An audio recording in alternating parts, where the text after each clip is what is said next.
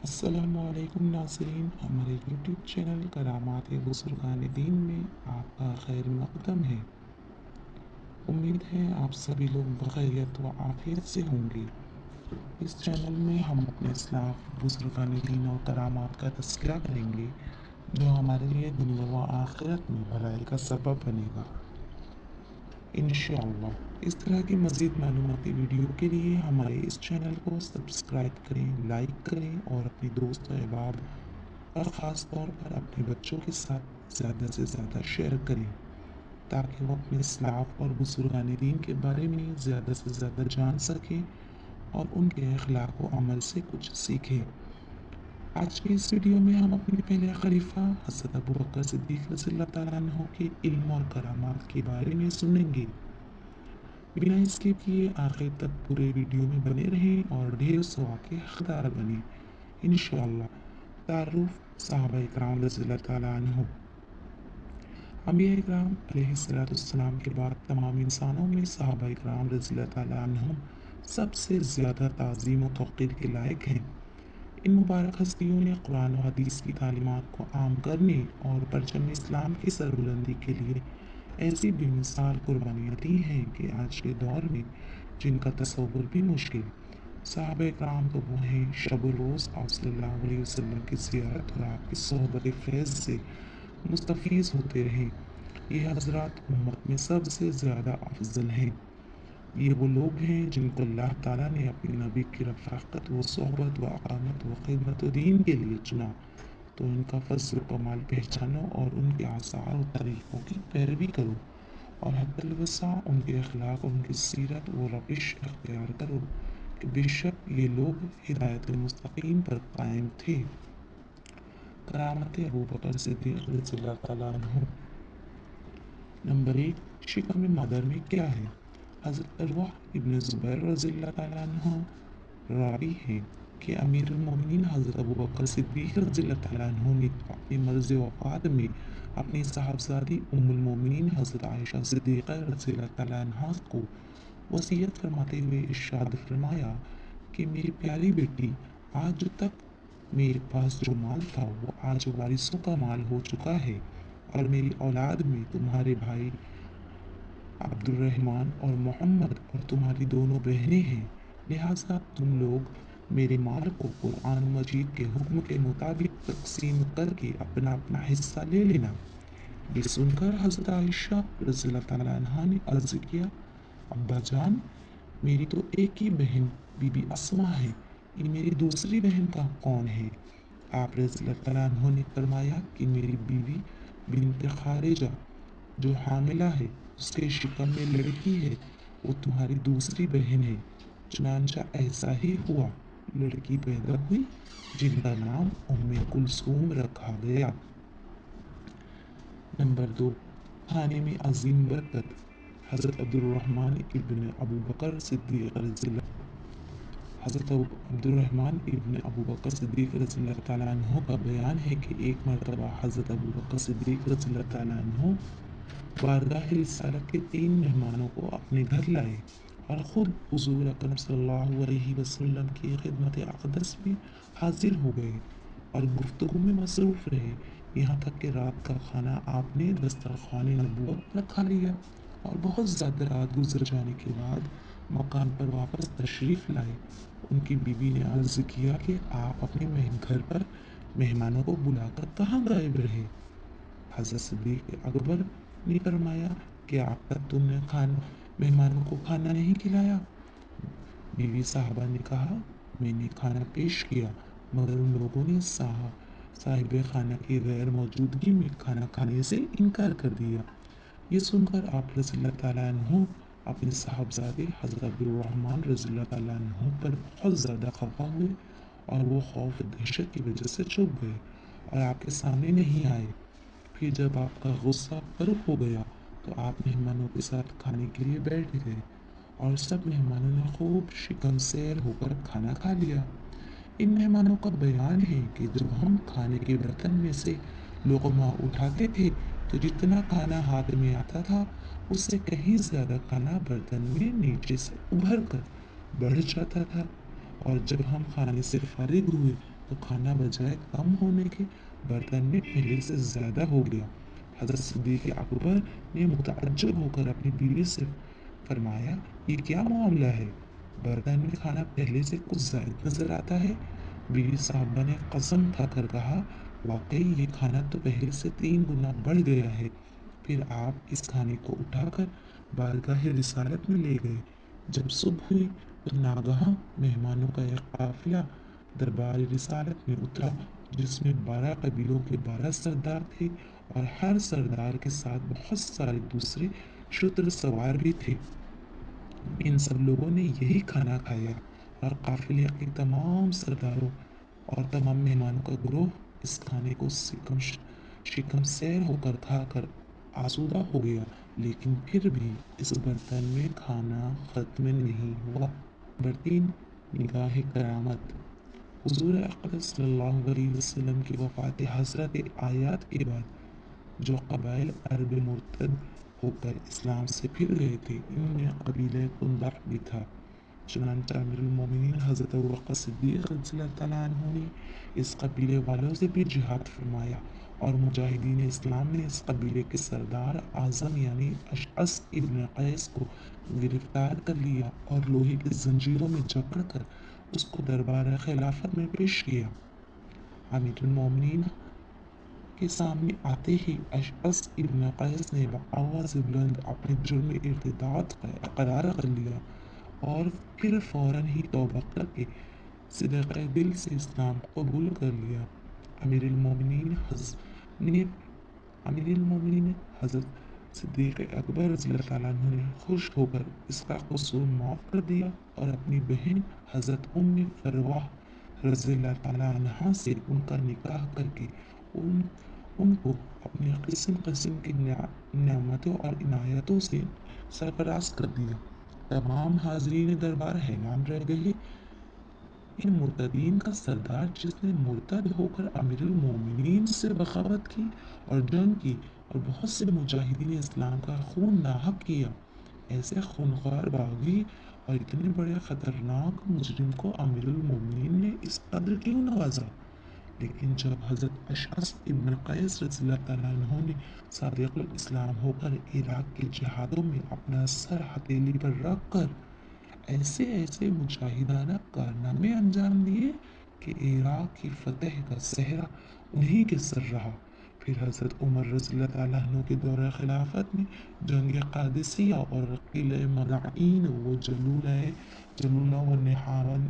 نہاون کی لڑائیوں میں انہوں نے سرفروشی کی، جان بازی کی،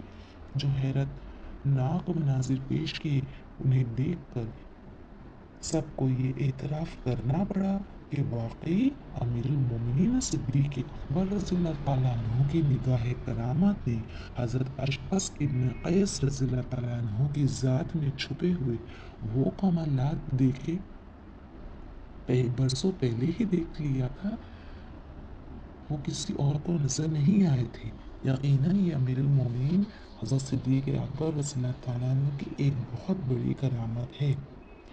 اسی لیے مشہور صحابی حضرت عبداللہ ابن مسعود رضی اللہ تعالیٰ عنہ عام طور پر یہ فرمایا کرتے تھے کہ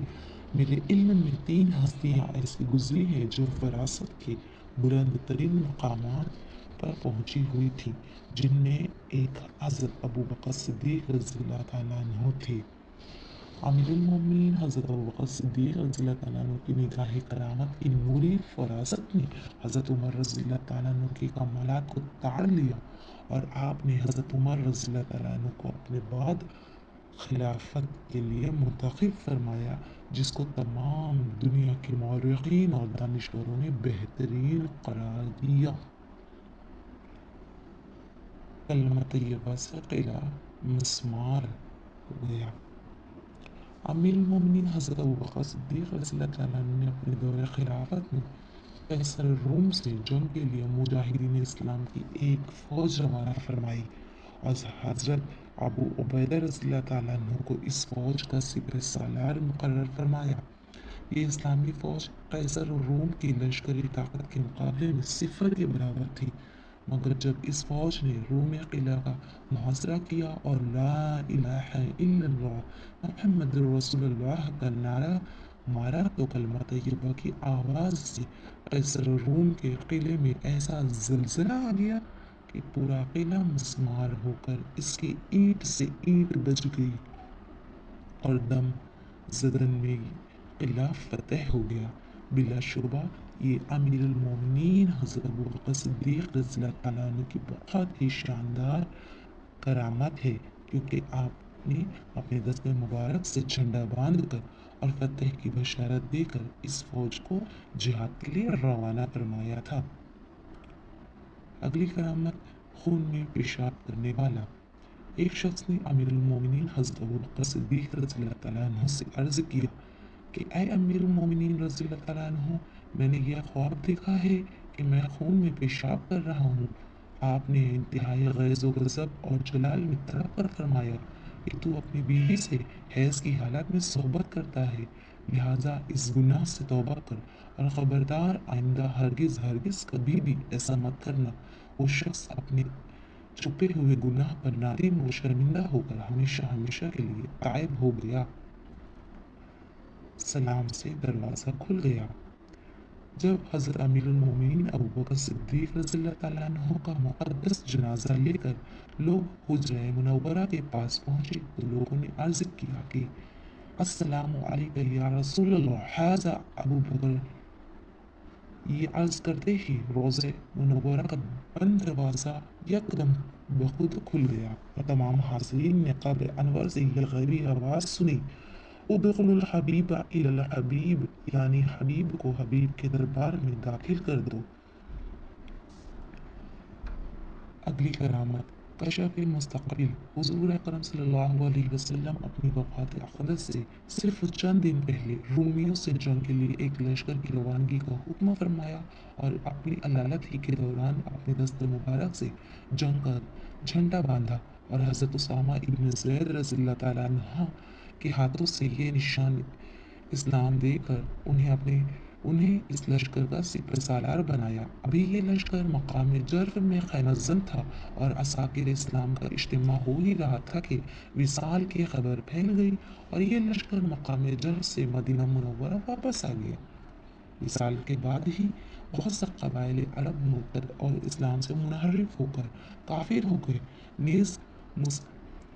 मुसैलिमतुल कज़्ज़ाब ने अपनी नबूवत का दावा करके क़बाइल अरब में इर्तिदाद की आग भड़का दी और बहुत से क़बाइल मुर्तद हो गए। इस इंतशार के दौर में अमीरुल मोमिनीन हज़रत अबू बकर सिद्दीक़ रज़ियल्लाहु तआला अन्हु ने तख्त खिलाफत पर कदम रखते ही सबसे पहले ये हुक्म फरमाया कि जैश उसामा यानी इस्लाम का वो लश्कर जिसको हुज़ूर अकरम सल्लल्लाहु अलैहि वसल्लम ने हज़रत उसामा रज़ियल्लाहु तआला अन्हु की ज़ेर क़यादत रवाना फरमाया और वो वापस आ गया है, दोबारा इसको जिहाद के लिए रवाना किया जाए। हज़रात सहाबा इकराम बारगाह खिलाफत के इस ऐलान से इंतहाई मुतहविश हो गए और किसी भी तरह ये मामला उनके समझ में नहीं आ रहा था कि ऐसे ख़तरनाक सूरत हाल में जबकि बहुत से क़बाइल इस्लाम से मुनहरिफ होकर मदीना मुनव्वरा पर हमले की तैयारियां कर रहे हैं और झूठे मुद्दाइयान नबूवत ने जज़ीरतुल अरब में लूट मार और बगावत की आग को भड़का रखी है। इतनी बड़ी इस्लामी फ़ौज का जिसमें बड़े बड़े नामवर और जंग आज़मा सहाबा इकराम रज़ियल्लाहु तआला अन्हुम मौजूद हैं, मुल्क से बाहर भेज देना और मदीना मुनव्वरा को बिल्कुल असाकिर इस्लाम से खाली छोड़कर ख़तरात मोल लेना ये किसी तरह भी अक्ल सलीम के नज़दीक काबिल कबूल नहीं हो सकता। चुनांचे अब सहाबा इकराम रज़ियल्लाहु तआला अन्हुम की एक मुंतखब जमात जिसके एक फ़र्द हज़रत उमर इब्न ख़त्ताब रज़ियल्लाहु तआला अन्हु भी हैं, बारगाह खिलाफत में हाजिर हुए और अर्ज़ किया, ए जानशीन पैगम्बर, ऐसे मखदूश और पुरखतर माहौल में जबकि मदीना मुनव्वरा के चारों तरफ मुर्तदीन ने सोरिश फैला रखी है, यहाँ तक कि मदीना मुनव्वरा पर हमले के ख़तरात दरपेश हैं, आप हज़रत उसामा रज़ियल्लाहु तआला अन्हु के लश्कर को रवानगी से रोक दें ताकि वो इस फ़ौज की मदद से मुर्तदीन का मुकाबला किया जाए और किला कुमा किया जाए। یہ سن کر آپ نے جوش و غضب میں تڑپ کر فرمایا کہ خدا کی قسم مجھے پرندے اچک لے جائیں یہ مجھے گوارا نہیں ہے، لیکن میں اس فوج کو روانگی سے روک دوں جس کو اپنے دست مبارک سے جھنڈا باندھ کر حضور اکرم صلی اللہ علیہ وسلم نے روانہ فرمایا، یہ ہرگز ہرگز کسی بھی حال میں میرے نزدیک قابل قبول نہیں ہو سکتا۔ اس لشکر کو ضرور روانہ کروں گا اور اس میں ایک دن کی بھی تاخیر برداشت نہیں کروں گا۔ چنانچہ آپ نے تمام صحابہ کرام رضی اللہ تعالیٰ عنہم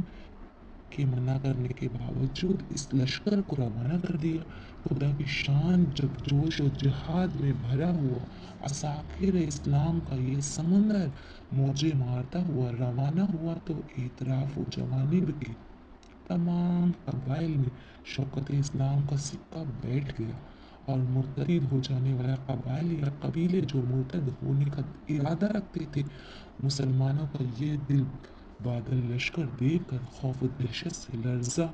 براندام ہو گئے اور کہنے لگے اگر خلیفہ وقت کے پاس بہت بڑی فوج ریزرو موجود نہ ہوتی تو وہ بھلا اتنا بڑا لشکر ملک کے باہر کسی طرح بھیج سکتے تھے۔ اس خیال کے آتے ہی ان جنگجو قبائل نے جنہوں نے مرتد ہو کر مدینہ منورہ پر حملہ کرنے کا پلان بنایا تھا خوف و دہشت سے سہم کر اپنے پروگرام ختم کر دیا، بلکہ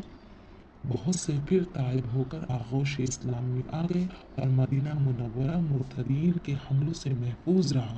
اور حضرت اسامہ ابن زید رضی اللہ تعالیٰ عنہ کا لشکر مقام ابنی میں پہنچ کر رومیوں کے لشکر سے مصروف بیکار ہو گیا اور وہاں بہت ہی خونریز جنگ کے بعد لشکر اسلام فتح یاب ہو گیا اور حضرت اسامہ رضی اللہ تعالیٰ عنہ نے بے شمار مال غنیمت لے کر 40 دن کے بعد فاتحانہ شان و شوکت سے مدینہ منورہ واپس تشریف لائے اور اب تمام صحابہ کرام رضی اللہ تعالیٰ عنہم انصار و مہاجرین پر اس راز کا انکشاف ہو گیا کہ حضرت اسامہ رضی اللہ تعالیٰ عنہ کے لشکر کو روانہ کرنا عین مصلحت کے مطابق تھا، کیونکہ اس لشکر نے ایک طرف رومیوں کی عسکری طاقت کو تہس نہس کر دیا اور دوسری طرف مرتدین کے حوصلوں کو بھی پست کر دیا۔ یہ امیر المومنین حضرت ابوبکر صدیق رضی اللہ تعالیٰ عنہ کی ایک عظیم کرامت ہے کہ مستقبل میں پیش آنے والے واقعات آپ پر قبل از وقت منکشف ہو گئے اور آپ نے اس فوج کشی کے مبارک اقدام کو اس وقت اپنی نگاہ کرامت سے نتیجہ خیز دیکھ لیا تھا جب وہاں تک دوسرے صحابہ کرام رضی اللہ تعالیٰ عنہ کا وہم و گمان بھی نہیں پہنچ سکتا تھا۔